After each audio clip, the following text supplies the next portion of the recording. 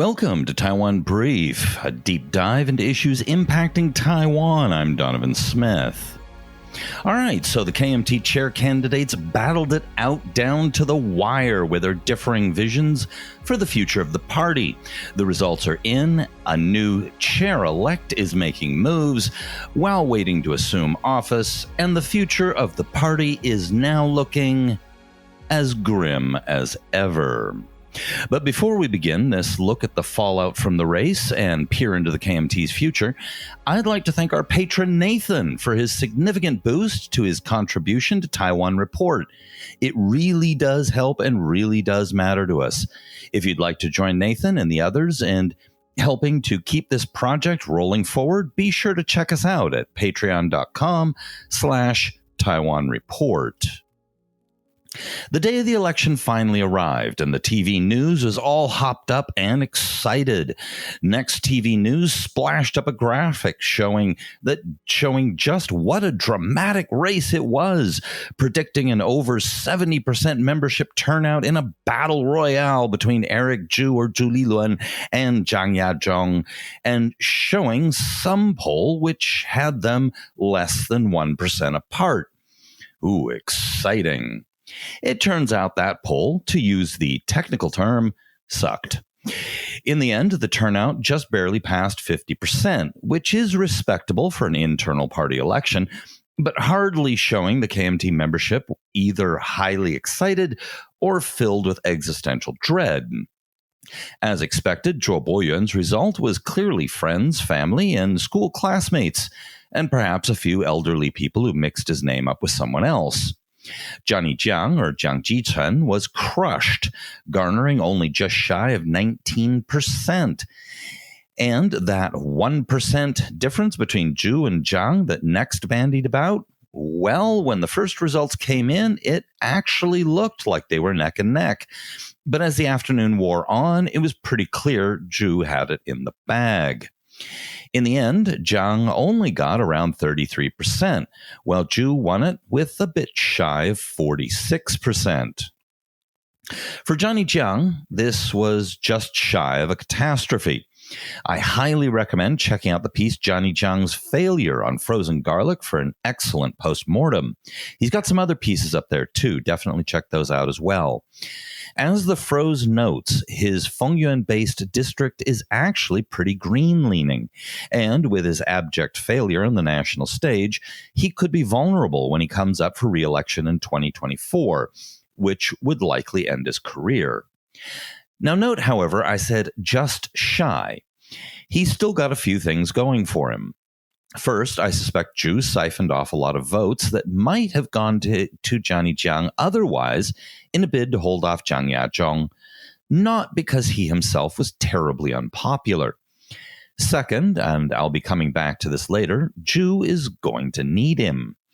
Third, he's young, energetic, and has time to turn things around by 2024. And fourth, finally, he is really the only one who not only laid out a decent assessment of why the party is in the miserable state it's in, he actually made an attempt to do something about it. Of course, he was roundly defeated in his attempt to do so, but he and his ideas may make something of a comeback if the party continues its decline, which now is exactly what I expect will happen. As for Zhang Yazhong, his 33% showing is probably higher than his actual support in the party. After all, his followers were ideologues who are often more motivated to turn out. In reality, because of the 50% turnout, he actually only got just over 16% of the actual party voters. I should say of voting members that could have voted. I suspect in reality he got maybe 1/5 to 1/4 of the party membership support. Already, though, people are bandying about him being a potential candidate for Kaohsiung or even Taipei mayor. He claims he isn't thinking about either possibility, but the fact of the matter is he'd get destroyed in a primary against Wayne Jiang or Jiang Wanan in Taipei. And if he won a primary in Kaohsiung, still an if, he'd get killed in a general election there. His only real base is among deep, deep blues, which is so far out of the mainstream of local politics, he's not palatable to the general public. He might, however, be a viable KMT chair candidate if Eric Chu steps down and there is a by-election, which, as we'll see, is very, very possible. KMT by-elections tend to end up choosing unusual characters. And at the very least for Zhang, he's finally boosted himself up to the big leagues in visibility. So what about Chu's win? Well, it was high enough to be conclusive, but the fact is over 54% of the votes were for other candidates. That's a miserable result in a KMT chair race and a feeble mandate. In spite of being the favorite from the beginning, he only managed to limp past the finish line, buoyed by a stirring chorus of, "I guess he'll have to do." Of course, he could turn it around by providing solid leadership and a clear vision forward.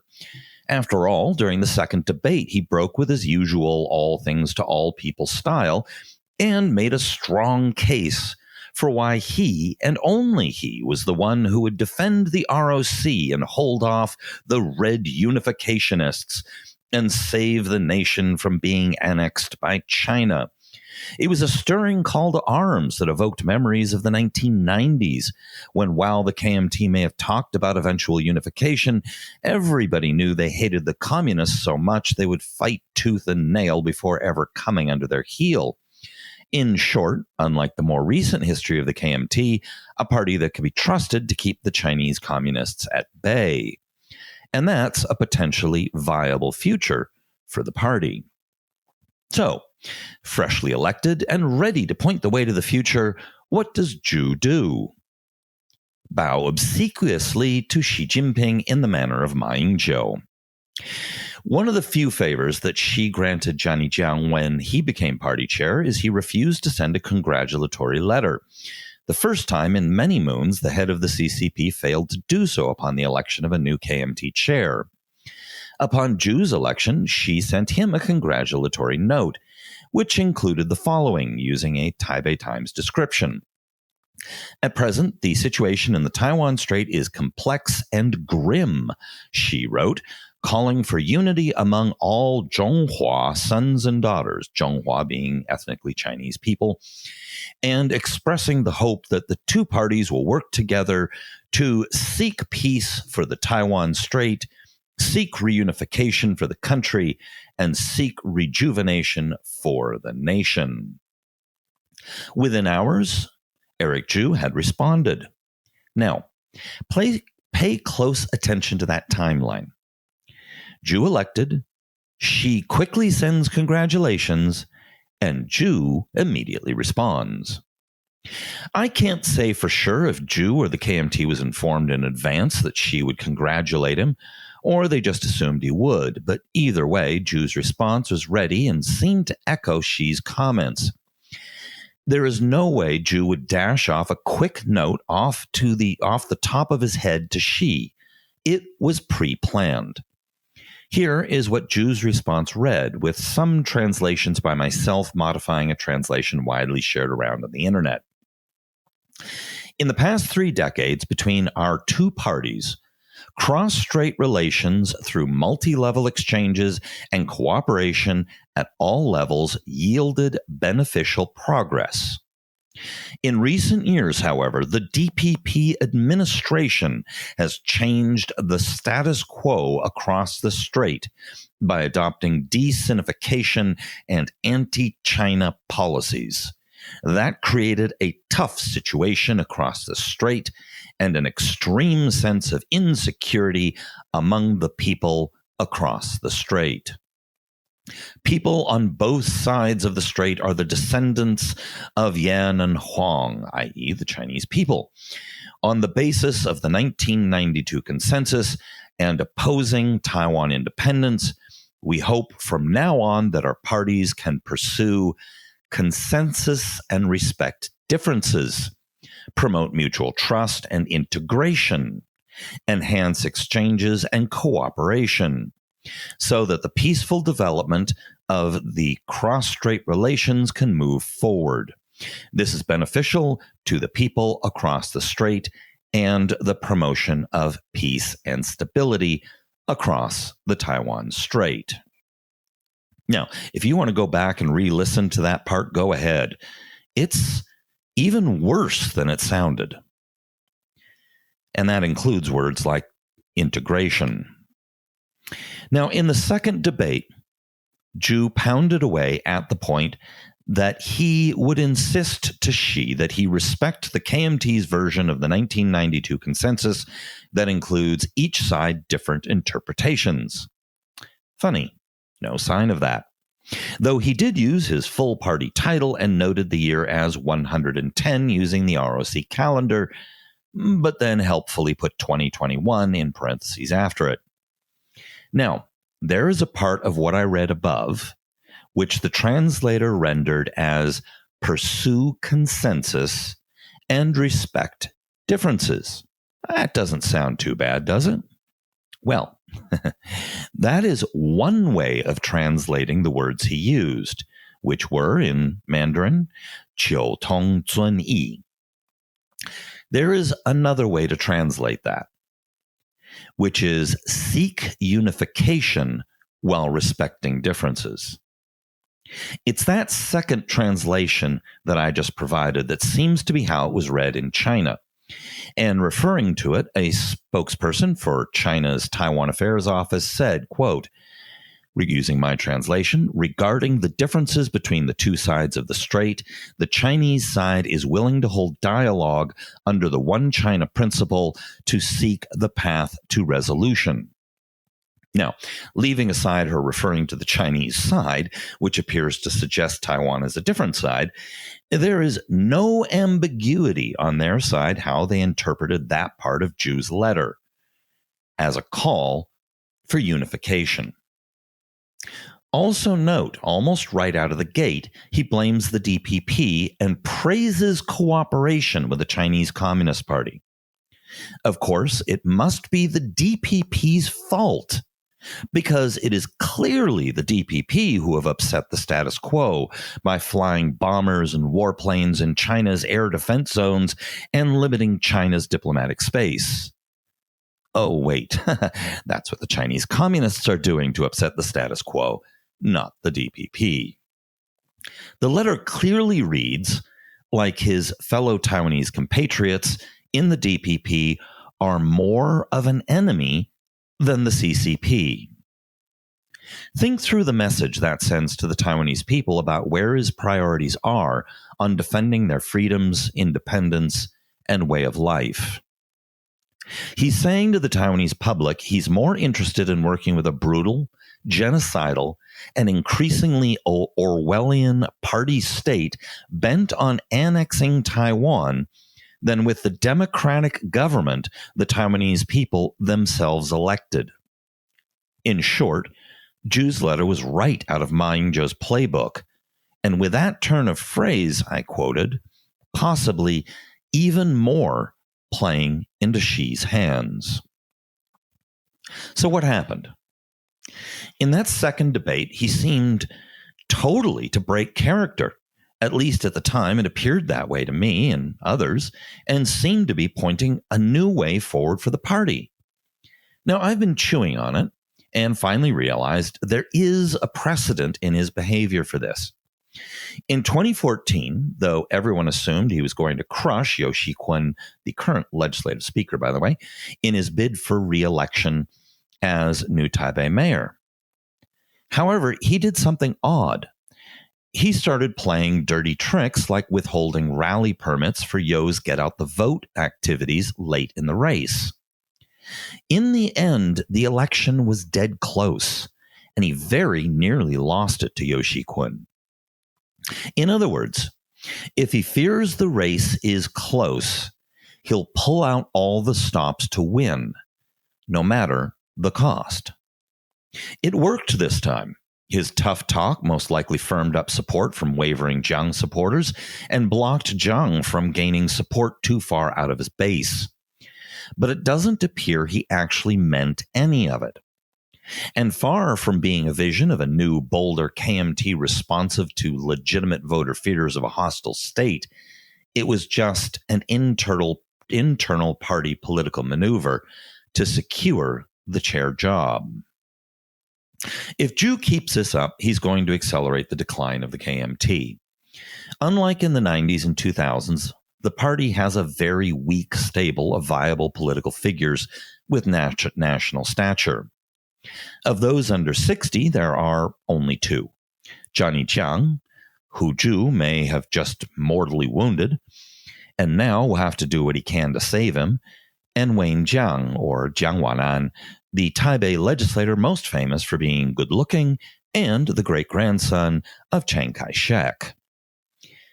Maybe a few people would recognize Nantou legislator Xu Shuhua if you reminded them, the MC at the Han rallies who liked to dress up as Wonder Woman, or Zhonghua County Commissioner Wang Huimei, but frankly, neither are truly national in stature or potential at this point. The KMT will continue to hemorrhage support among people under 40, including the few thousand that Johnny Jiang managed to recruit to the party if Chu'd doesn't act fast to keep him in the fold. The up-and-coming generation, by which in the KMT is people in their 60s, there are only three, if we include the no longer electorally viable Han Kuo-yu and Hao Longbin. They are new Taipei Mayor Hou You-yi, Taichung Mayor Liu Xiaoyan, and maybe Eric Chu'd himself. But that being said, Eric Chu'd led the party as both chair and presidential candidate in the 2016 elections, which was the biggest electoral loss in the KMT's history and the worst political disaster for the party since 1949. In the 2020 election, Han Kuo-yu did far better than Eric Chu'd, getting about 1.5 million more votes, and he wasn't tainted with concurrently being the party chair. So perhaps I'm overly discounting Han and inflating Chu'd, though Chu'd still does reasonably well in public polling on satisfaction or good feelings. If Chu'd sticks to the course it looks like he's going to follow, he's going to drive the party further down in the polls. He's also got to look over his shoulder at the Taiwan People's Party. The TPP is now polling better than the KMT in the under 35 set and among college graduates, and in some polls are within only a few points of the KMT with the public at large. The KMT is still far more powerful in resources, personnel, experience, networks, and locally known figures, and the TPP isn't likely to dislodge them easily, unless Chu'd continues to drive the KMT into the dirt. Chu'd has to ensure that there aren't widespread defections to the TPP among his people, in spite of the fact that voters already appear to be doing so. The more voters that bolt to the TPP, though, the higher the inducement for politicians and political operatives to bolt as well, bringing many of the current KMT's advantages with them. The TPP is increasingly carving a niche out for itself for voters who, for whatever reason, won't vote for the DPP, but don't trust or like the KMT. If that letter from Chu'd to Xi Jinping is any indication, that number is likely to grow. Vast majorities of the public hate the 92 consensus and distrust Beijing, including many traditional KMT voters. So, as we move towards the 2022 local elections, Chu'd just might end up pushing more people away from the party. True, local elections are usually on local issues, and the KMT usually does reasonably well.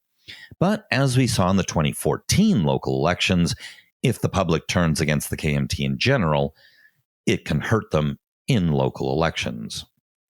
Which brings us to Eric Chu'd's promises on the 2022 elections, which, if I recall correctly, were to maintain the number of local counties in their control and to expand the number of the Big Six metropolises in their tent.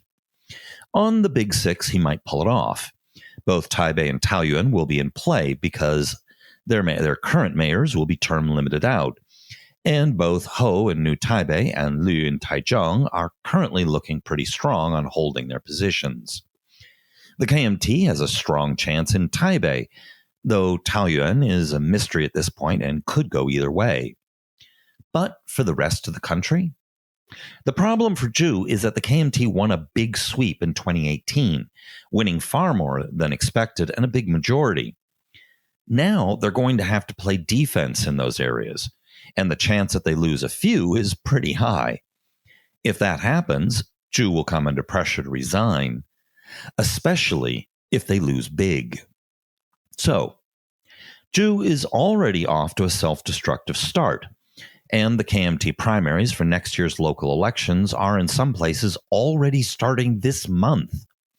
Even in the best of circumstances, which these definitely aren't for the KMT, he'd be in for a tough battle in 2022 and would have trouble living up to his promises. To survive next year will be a big challenge. And if he fails and has to resign, then what?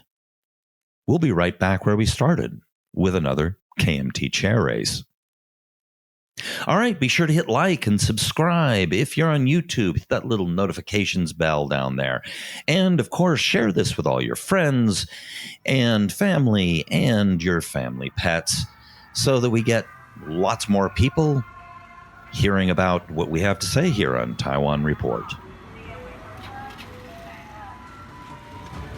This has been brought to you by the Taiwan Report.